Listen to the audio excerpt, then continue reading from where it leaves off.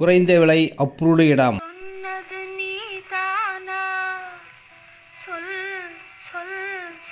நல்ல இடம் வாங்குங்க. இந்த இடத்த நீங்க வாங்கணும்னு கடவுள் எழுதியிருந்தால்